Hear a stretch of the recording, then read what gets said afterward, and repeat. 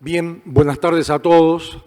Vamos a dar comienzo a este módulo que refiere a la actualización en el manejo del cultivo de sorgo. El cultivo de sorgo experimentó en las últimas campañas un destacable crecimiento. Y como bien expresaba el ingeniero Trucillo, este crecimiento tiene que venir acompañado de lo que es la actualización en lo que se refiere a prácticas de manejo de cultivo y también una actualización en lo que se refiere a la oferta de híbridos en la Argentina. Y es por eso el sentido el objetivo que pretendemos lograr con este panel en lo que es la actualización de todos los conceptos que hacen al manejo del cultivo, desde la elección de los híbridos, los ambientes, la nutrición y protección del cultivo, para tratar de llegar a un logro de una muy buena performance de rendimiento. Es por eso que se ha convocado hoy a Juan Balbín, que es un productor agropecuario, expresidente de CREA y del INTA, y también al ingeniero Ortiz, que Diego es el encargado del programa de mejoramiento del INTA en el cultivo del sorgo. Así que vamos a dar paso, Juan, a tu presentación.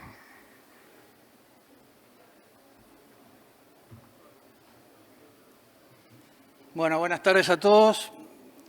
Gracias por invitarme. La verdad que no sabía muy bien cuál era el foco, pero bueno, traté de focalizar el concepto de por qué hacemos sorgo en Villegas, en todo ese oeste pampeano.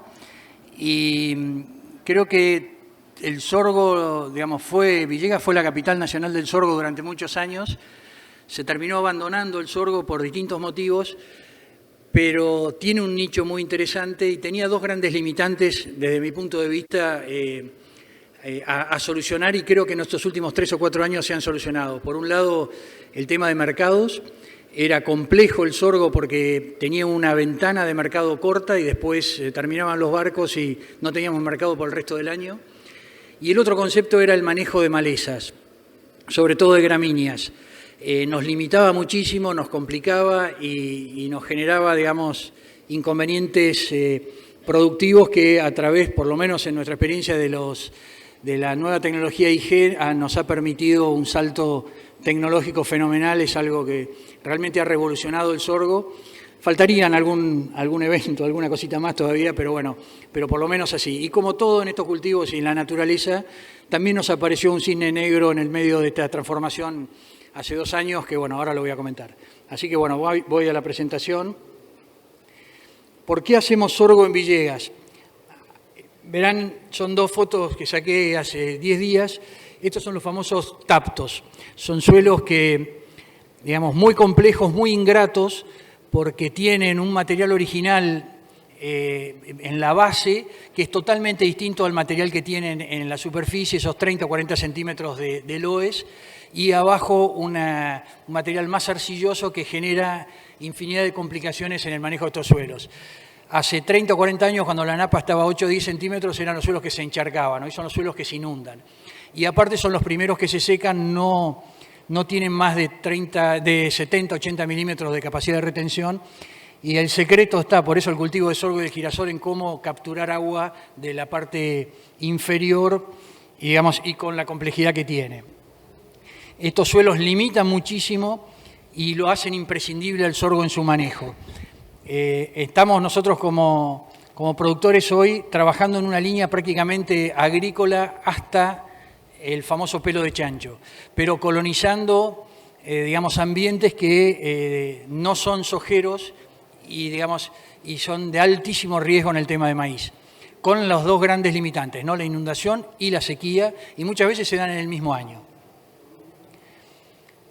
Esto pasó el verano pasado con ese baldazo que hubo en la zona de 450 milímetros y pasamos de una sequía muy importante a tener que cosechar los girasoles bajo agua en ese tipo de ambientes.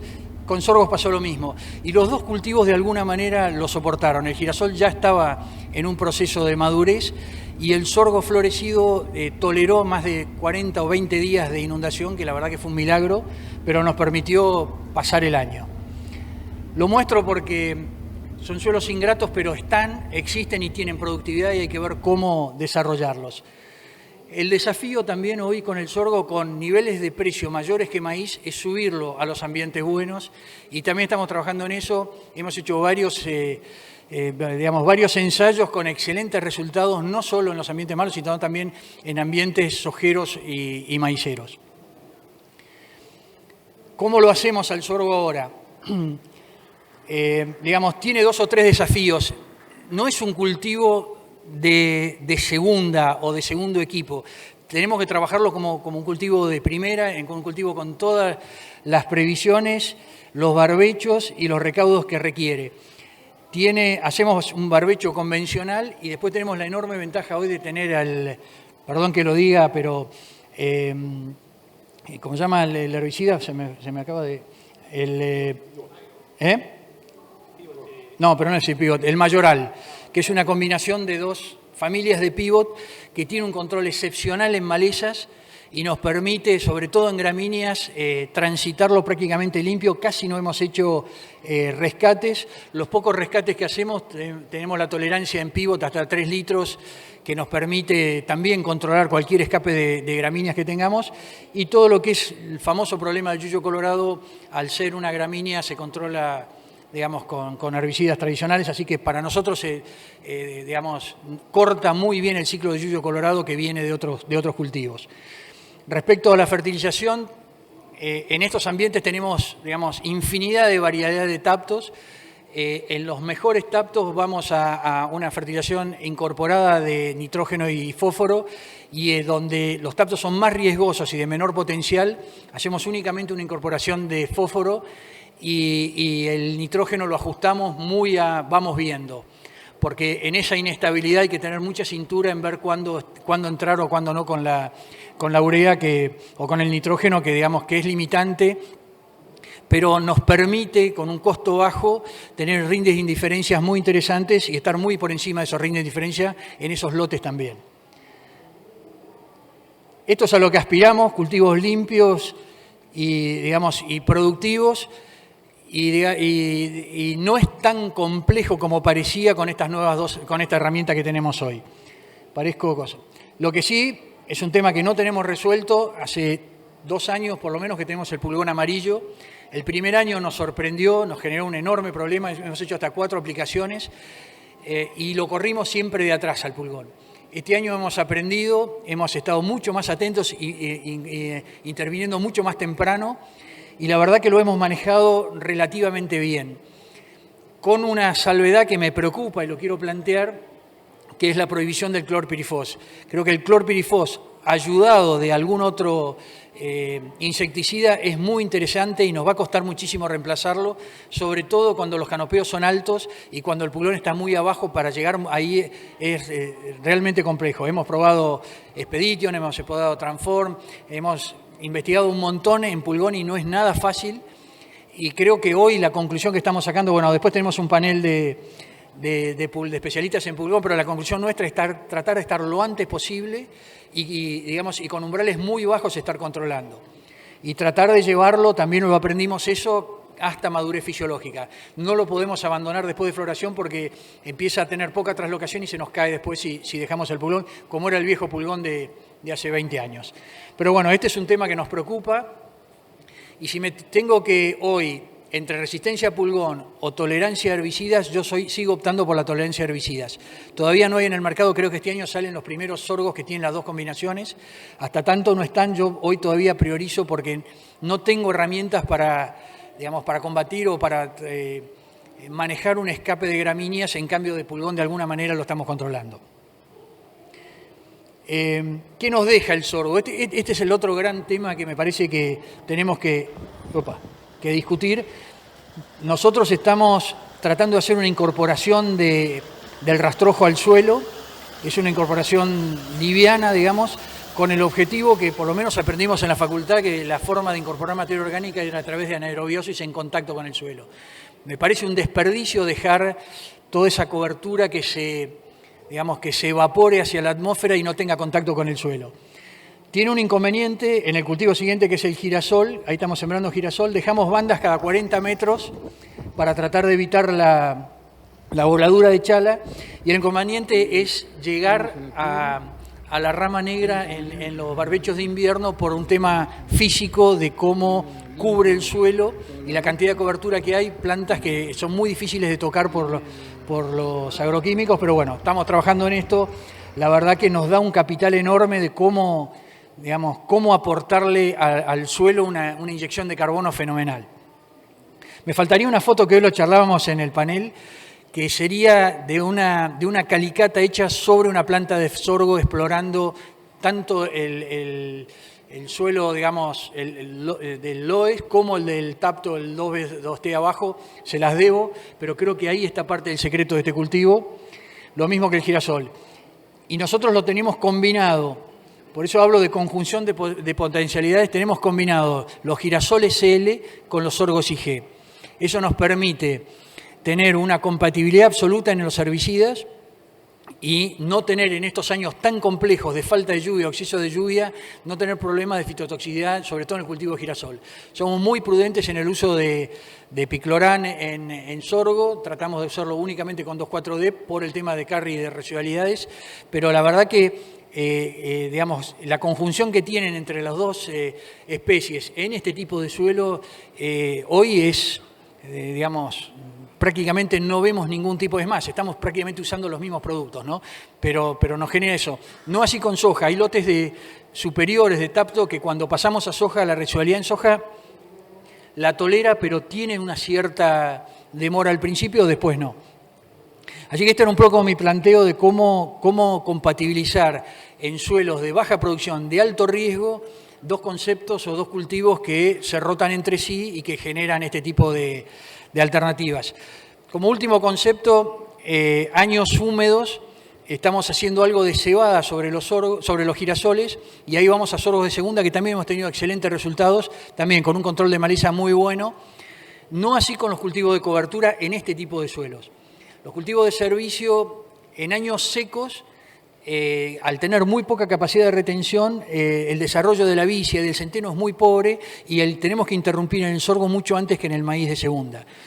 Y los años húmedos se nos encharcan y perdemos los cultivos de servicio en este tipo de suelos. Entonces estamos yendo únicamente, cuando la humedad lo permite, a algún cultivo de invierno que son cebadas para salir muy rápido a fin de noviembre y poder implantar un sorgo no más allá de la primera semana de diciembre, la verdad que con muy buenos resultados, mucho mejor de lo que esperábamos con respecto a rinde, por supuesto buscando ciclos muy cortos de madurez.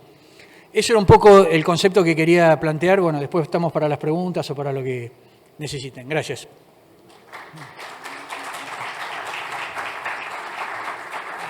Bien, agradecemos al ingeniero Juan Balbín por su presentación y ahora convocamos al ingeniero Diego Ortiz, que como dijimos es quien está a cargo del programa de mejoramiento de sorgo del INTA. También destacamos que sobre el final del módulo ustedes pueden hacer las preguntas referidas al mismo.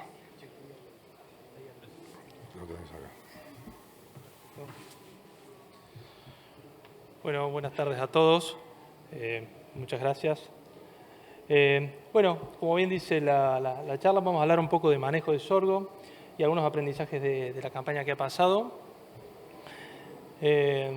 Para empezar, un poco en línea con lo que planteaba Juan, ¿por qué producir sorgo?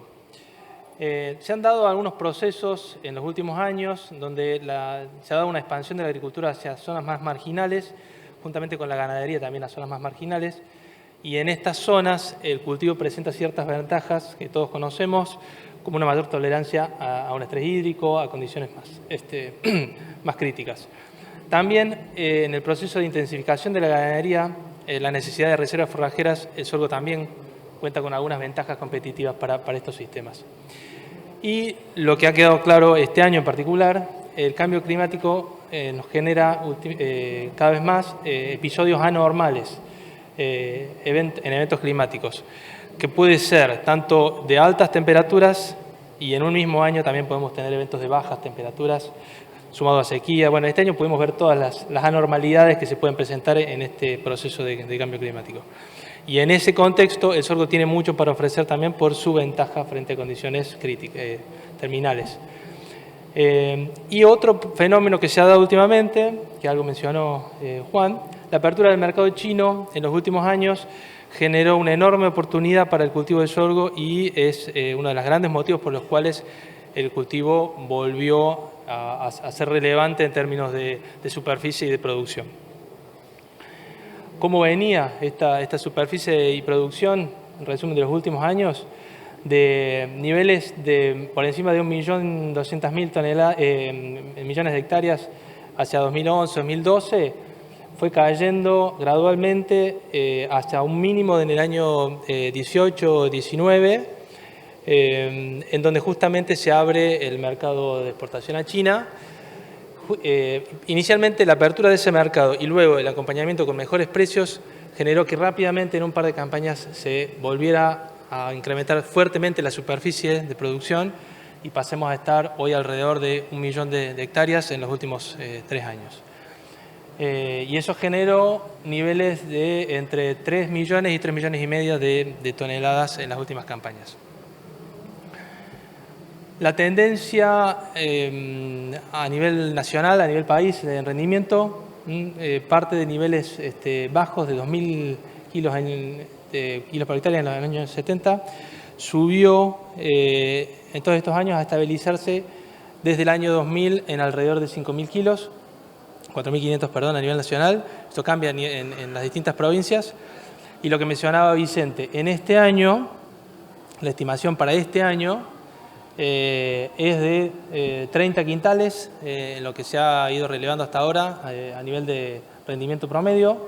Pero bueno, tengamos en cuenta que es una campaña atípica, la peor de los últimos 60 años.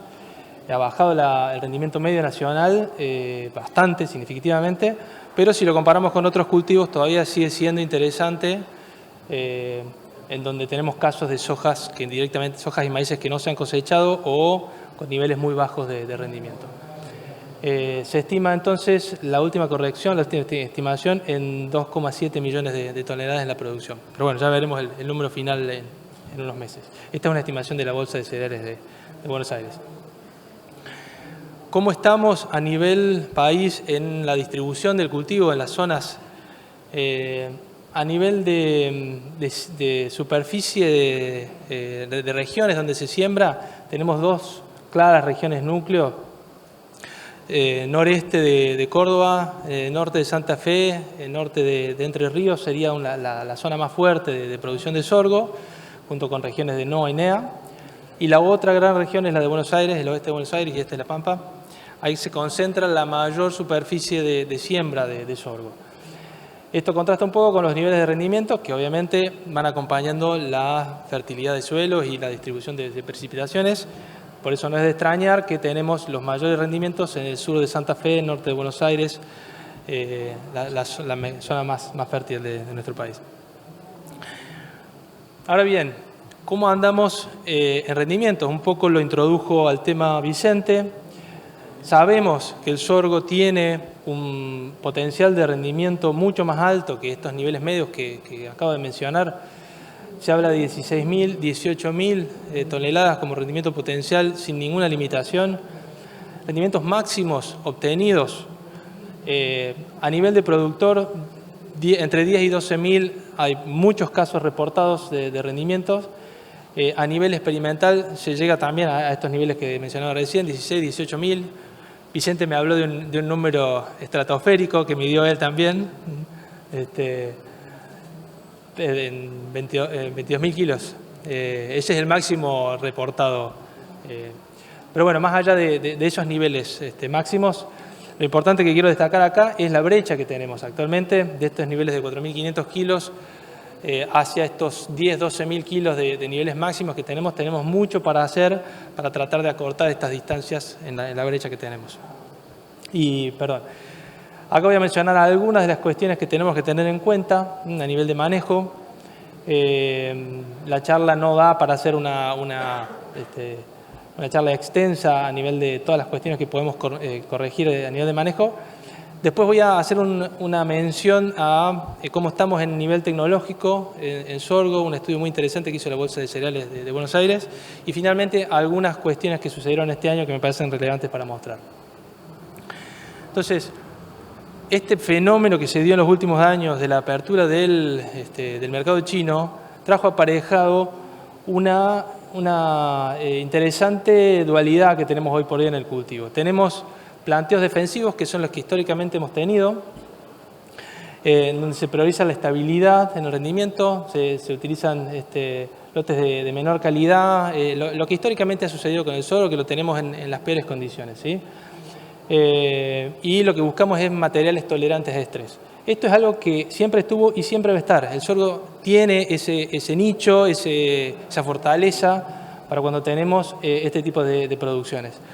Ahora bien, con la irrupción del mercado chino, hay muchos productores que se han pasado a planteos de alta producción y han podido probar un mayor nivel tecnológico en el cultivo y han podido comprobar que la genética ha hecho su parte, ha habido un avance genético en el cultivo que permite que haya una respuesta a estos planteos de más alta producción. En estos planteos se prioriza una alta producción de granos y se busca lotes de mejor calidad, un poco lo que mencionaba que están queriendo probar Juan. Y bueno, evidentemente en años neutros o año niño nos podemos arriesgar a estos planteos de mayor producción y se buscan híbridos que tengan mayor potencialidad y buena sanidad. Se hace un muy buen ajuste de densidad y fertilización y tenemos que tener en cuenta también el manejo de la cosecha, teniendo en cuenta esta calidad de grano que lo vamos a destinar a exportación. Bueno, algunos de los aspectos entonces que quería mencionar de manejo. Uno de los temas centrales es la elección del híbrido.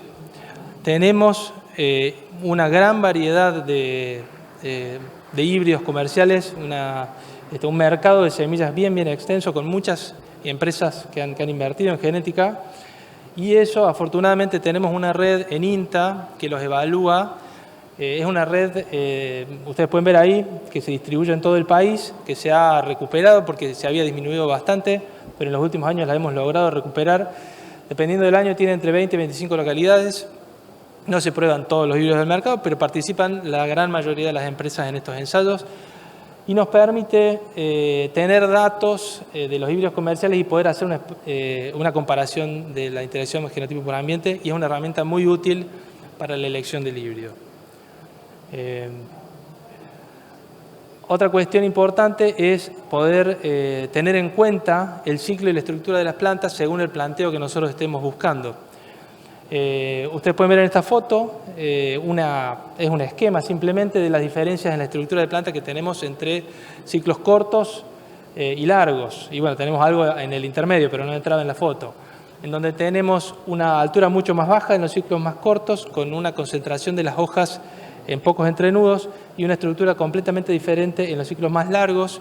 Esto es algo que en los últimos 10 años se ha dado mucho, el uso de híbridos para doble propósito en ese tipo de estructura. Ciclos más largos, altura de 1,80 hasta 2 metros como máximo, justamente para planteos de doble propósito, donde se puede aprovechar el grano o la planta entera para el silo.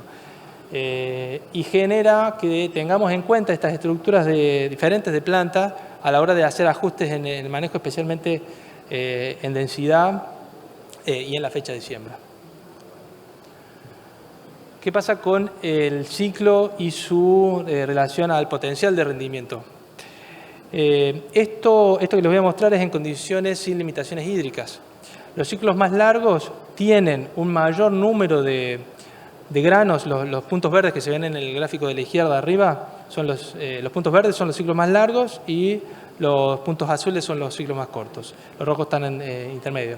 Ustedes pueden ver la alta correlación que hay entre el número de granos y el rendimiento, y cómo los de ciclo más largo tienen un mayor número de granos. El componente numérico del rendimiento que más influye en el rendimiento, mientras que el peso de grano no influye tanto. Y eso hace que después se acomoden, cada uno de esos puntos es un híbrido diferente en distintas localidades. Uno puede, en años con buenas condiciones y bien fertilizados, puede ver la diferencia de potencial de rendimiento entre ciclos más cortos, que tienen menor potencial, intermedios están en el medio de esta curva que hay abajo, y los ciclos más largos son los de mayor potencial. Entonces, el ciclo importa porque estamos manejando también diferentes potenciales de rendimiento. Otro aspecto a tener en cuenta es el tema de densidad en sorgo. Esta tabla que yo les muestro es una tabla que manejamos en INTA desde hace mucho tiempo, con valores que consideramos históricamente adecuados, con un ciclo corto en condiciones limitantes de 200.000 plantas, y de ahí algunas densidades más bajas por esta mayor competencia que tienen los ciclos más largos. Y en una condición húmeda podemos aumentar esas densidades de hasta 240.000 en el caso de un ciclo corto. Esta es la realidad que hemos planteado históricamente, pero la realidad del productor es otra. Hoy por hoy vamos a ver en este relevamiento de tecnología cómo la tendencia de los últimos años ha sido hacia una mayor densidad en todos los casos, en todos los ciclos. Y está bien, no considero que esté mal, porque genera algunas ventajas a nivel productivo. Tenemos una mayor uniformidad en las plantas, un menor macollaje, tenemos una mejor competencia con las malezas, genera una serie de ventajas estas mayores densidades que se están usando actualmente, pero tenemos que tener cuidado porque, si bien estos son datos de hace varios años, de Gabriela Díaz en Paraná, si nos pasamos de la densidad, especialmente en un año como este que acaba de pasar, acá tenemos a la izquierda un año normal, vemos como hay una buena respuesta a los incrementos de densidades, pero en un año seco, si nos pasamos, en este caso a 210.000 plantas, pero nos pasamos a un nivel mayor al adecuado, vamos a generar un mayor consumo de agua en etapas vegetativas y por lo tanto una menor fijación de grano en floración y menor rendimiento. Entonces, es entendible la tendencia al aumento de las densidades, pero no nos olvidemos de hacer los ajustes dependiendo de cómo venimos en el año. Si tenemos agua inicial y tenemos poca agua inicial y un pronóstico de año niña, tengamos cuidado con la densidad. Como anécdota, un productor de Córdoba me comentó que hace poco cosechó y tuvo algún problema en la siembra de una densidad que había planificado de 200.000 plantas, uno de los lotes quedó con 160.000, el de 160.000 le rindió 55 quintales y el de 200.000 le rindió 40 quintales. Entonces, lo pudo ver a nivel práctico esa ventaja que tuvo por manejar una densidad más baja en este año. Otro aspecto que hemos medido también en ensayos en Manfredi es la relación entre densidad y ciclo. Por esto mismo que les mencionaba antes, los ciclos más cortos tienen una estructura de planta, son plantas más chicas, con también una cobertura de hojas también más baja. Y eso genera que si nos vamos al otro extremo, si tenemos densidades más bajas de lo adecuado, los puntos azules son el ciclo corto, podemos estar limitando el rendimiento justamente porque no cubrimos bien el surco, mientras que los ciclos largos en todo el rango que exploramos de densidad de plantas tuvieron la misma respuesta porque siempre terminan cubriendo el surco, aún en densidades más bajas, a través del macollaje, pero siempre lo logran hacer. Otro aspecto a tener en cuenta es el de fechas de siembra. Si bien no voy a hablar de fechas de siembra en cada localidad, vamos a hablar a nivel de potencial de rendimiento. Y este es un ensayo que hicimos en Manfredi ya hace unos años, una tesis, en donde evaluamos la respuesta del sorgo a la fecha de siembra en un planteo de riego versus uno de secano. Y ustedes pueden ver como muy similar a lo que sucede en maíz, en las fechas más tempranas tenemos un mayor potencial en condiciones sin limitaciones de agua, en condiciones de riego, los puntos en azul, y ese potencial va bajando en la medida que nos vamos corriendo hacia una fecha de noviembre y diciembre, porque vamos corriendo el periodo crítico hacia una zona donde hay menor radiación, hacia el periodo de crecimiento y de floración, y de llenado de granos. Pero en este año en particular, y no es siempre así, pero este año sirve para el comentario, la siembra de octubre tuvo una menor distribución de lluvias iniciales en la primavera y ese potencial que tenía la fecha de octubre no se pudo expresar y finalmente la que más rindió fue la de noviembre porque tuvo una mejor disponibilidad hídrica.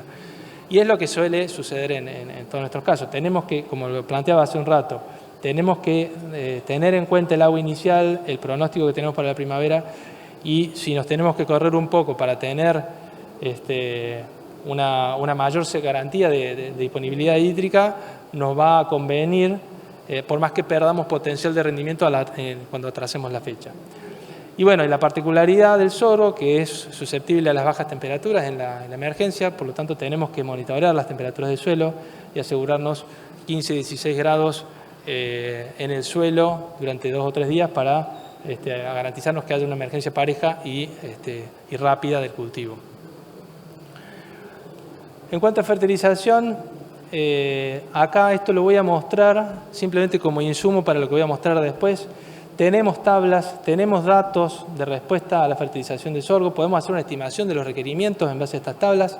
Esto es a modo de ejemplo, para un planteo de 6.000 kilos, podemos hacer un cálculo de requerimientos de nitrógeno, fósforo, potasio, pero la realidad es que por esto que les comentaba, los planteos defensivos de sorgo han hecho que históricamente ha sido fertilizado de menos o no se ha fertilizado en muchos de los casos. Es algo en lo que tenemos que trabajar fuerte, el sector público y privado, en generar información que respalde lo que nosotros vemos en los ensayos comparativos. Los ensayos los fertilizamos sin limitaciones.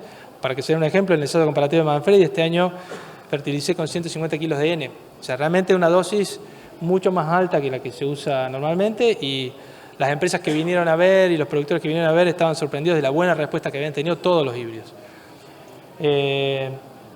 Tenemos información para poder hacer un ajuste de fertilización. Sabemos que ese rastrojo voluminoso, como bien mencionaba Juan en su charla, nos da muchísimos beneficios en aporte de carbono y además en la calidad de ese rastrojo que estamos incorporando en el suelo, como pueden ver en la tabla de abajo.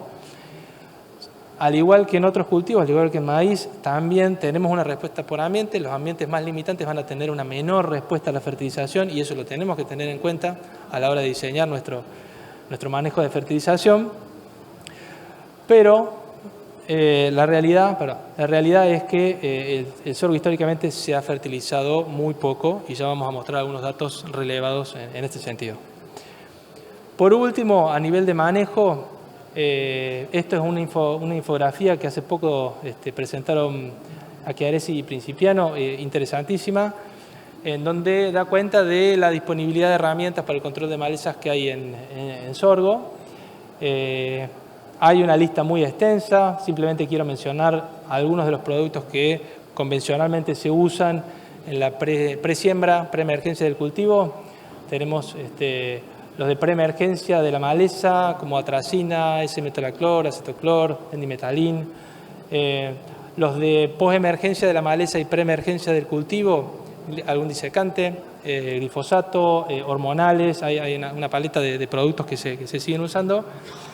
Y tenemos en posemergencia también se puede usar atracina, 2 hormonales con caños de bajada. Tenemos una serie de productos que nos permite, que es lo que convencionalmente se han usado.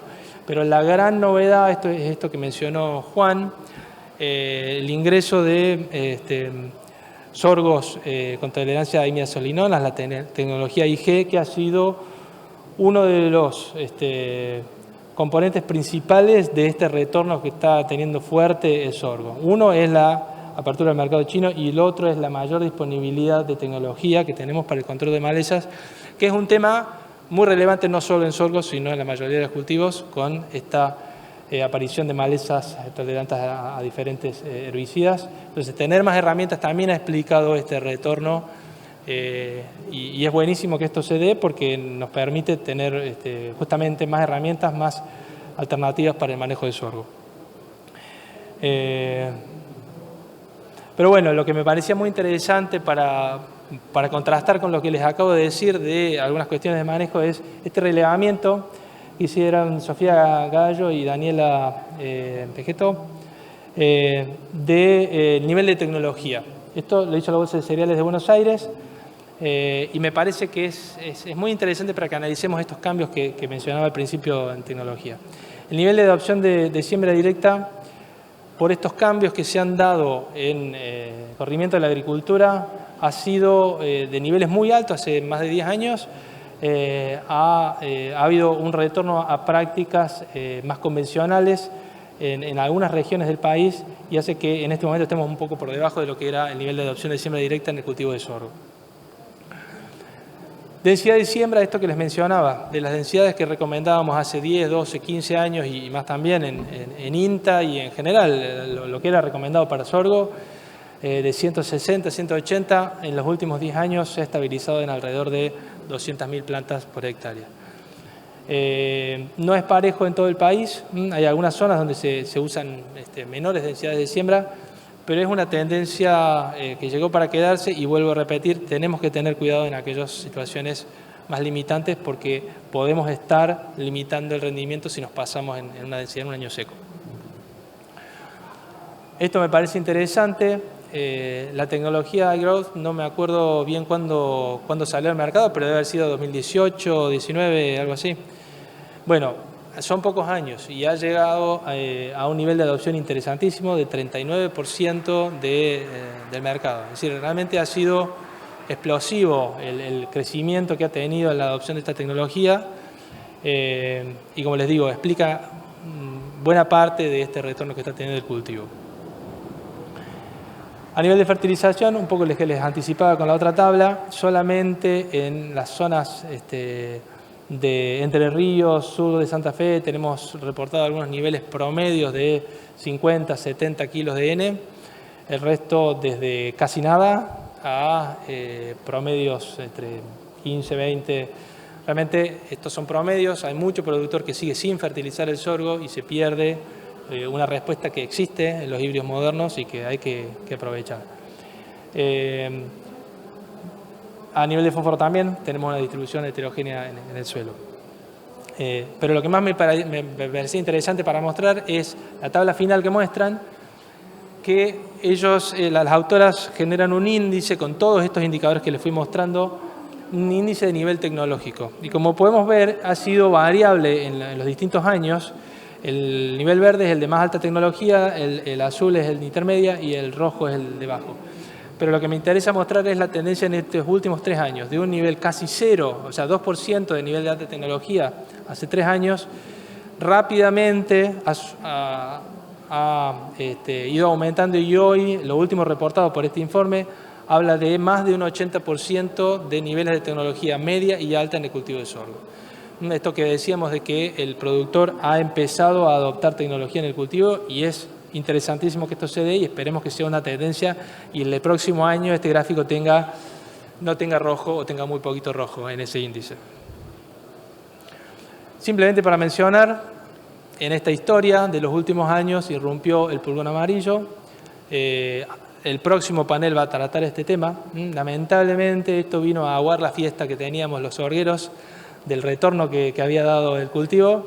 Pero bueno, era una cosa que tampoco es que no la sabíamos. Esta plaga se dio hace 10 años, empezó en Estados Unidos y arruinó un par de campañas y sigue siendo un problema en el hemisferio norte, pero desde Estados Unidos fue bajando y en el enero del 21 llegó a Argentina. Rápidamente las empresas los asesores, todo el sector trabajó en la detección y en la generación de información para poder adaptarnos a este cultivo. La genética también, rápidamente las empresas adoptaron o ya tenían algunos materiales disponibles para la tolerancia. No hablo mucho más de este tema porque hay un panel al respecto. Y para terminar, algunas cuestiones que vimos este verano. Yo estoy en contacto con Laura Giorda, que es quien fue la mejoradora de sorgo y responsable del programa por muchos años en Manfredi. Y ella y yo también hemos recibido muchísimas consultas de algunos daños por fitotoxicidad. Hemos hecho un relevamiento, tenemos un artículo que tenemos a punto de presentar en base a información que hemos relevado y que nos ha llegado también. Simplemente para mostrar algunos casos que se dieron este año, daños por atracina y glifosato, distintos tipos de daños para un mismo producto, como pueden ver ahí en glifosato, daños por acumulación de atracina en bajos. Esto es un problema a tener en cuenta, se acumula el producto y nos genera un problema muy grave en estos bajos. Daños por reacción a herbicidas cuando se da en una aplicación de postemergencia y en condiciones de alta temperatura, generan una reacción que asustaba a mucha gente y realmente es un tema a tenerlo con cuidado, si bien si es en etapas tempranas y no es tan grave el nivel de daño, el sorgo se recupera con las nuevas hojas que va liberando. y efectos combinados. Veíamos muchas cosas que eran difíciles de caracterizar, un daño de pulgón, herbicida y la combinación con bacteriosis, con enfermedades. Y bueno, finalmente, para terminar de dar un batacazo, el 18 de febrero en Manfredi y en el resto del país también, las bajas temperaturas. Fue, en algunos casos, este era un ensayo comparativo, lo que les estoy mostrando, nos agarró en algunos casos en plena floración, esos fueron los que más se vieron afectados, otros en etapas vegetativas, pero bueno, la verdad es que fue un golpe de gracia a la cantidad de problemas que venía teniendo esta campaña. Y esto también se reportó mucho, daños por altas temperaturas que nos generaron. Acá ven dos gráficos, el de la izquierda de esta foto, la emergencia de panojas secundarias, que para mí es una combinación de efectos, es la ruptura de la dominancia apical de la panoja principal que genera que yemas laterales brotaron y generaron estas panojas secundarias. Y para mí fue una combinación de efectos del pulgón, efectos de alta temperatura y sequía, todo esto genera esta ruptura.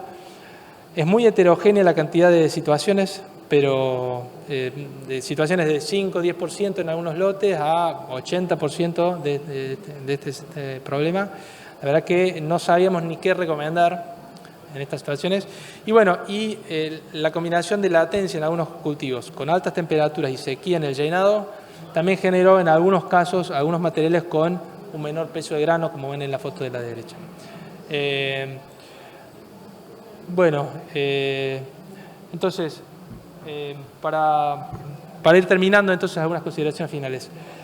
El sorgo es un cultivo tolerante a adversidades y para planteos defensivos va a ser siempre una alternativa y está bien que sea así. Para lotes de menor calidad, para recuperación de suelos, es un cultivo que siempre va a tener esa fortaleza. Pero el aporte genético, el avance genético y la demanda de China dieron lugar a estos planteos de alto rendimiento, que son los que tenemos que nosotros desarrollar información y alentar a un buen manejo, porque nos van a permitir que el sorgo vuelva a expresar su potencial. Y bueno, y hay que hacer un ajuste en la elección del híbrido, en el manejo de la buena implantación del cultivo, el manejo de malezas, el manejo del pulgón amarillo, que ya lo vamos a desarrollar en lo que sigue. Y bueno, finalmente esperemos que esta sea la última campaña que tengamos este nivel de situaciones trágicas que tuvimos. Pero bueno, el sorgo mostró todo el potencial que tiene para bancarse una situación extrema como la de este año y tiene mucho para crecer todavía, esperemos que con mejores años en las próximas campañas. Muchas gracias. Muchas gracias. Bien, ofrecemos, si hay alguna pregunta referida a las recientes exposiciones, pueden hacerla ahora, pasarlo con el micrófono, simplemente alguno que quiera realizarla puede hacerla. Fue todo tan claro entonces que no dejó en nada un lugar a dudas. Pensamos que, a pesar del corto tiempo que llevaron las exposiciones, los objetivos fueron logrados con creces, que son los objetivos de la Comisión de Sorgo de Maizar, tal como lo exponía el ingeniero Vicente Trucillo, y todo esto nos sirvió justamente para actualizar todo lo que es los trabajos y los desarrollos tecnológicos que ha tenido el cultivo en los últimos años. Esta actualización es imperativa hacerla, puesto que debemos lograr achicar esa brecha entre esos 3.000 kilos que estábamos viendo como rendimientos medios y los rendimientos potenciales que podrían ser logrados. Si no hay preguntas, entonces sí.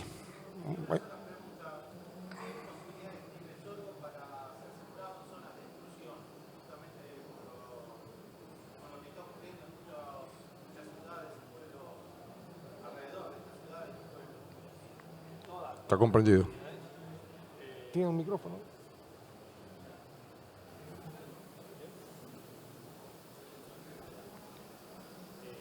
Sí, tiene todas las posibilidades. De hecho, INTA tiene varios módulos de experimentación en periurbano. Hay uno en Marco Juárez y otro en Manfredi, pero entiendo que hay varios más.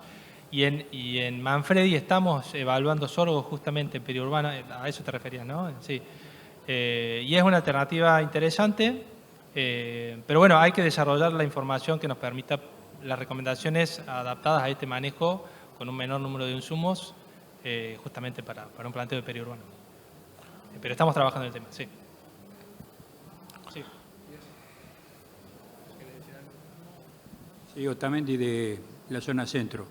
Quería saber un poco, hace unos años que ha aparecido la chinche diminuta en el sorgo.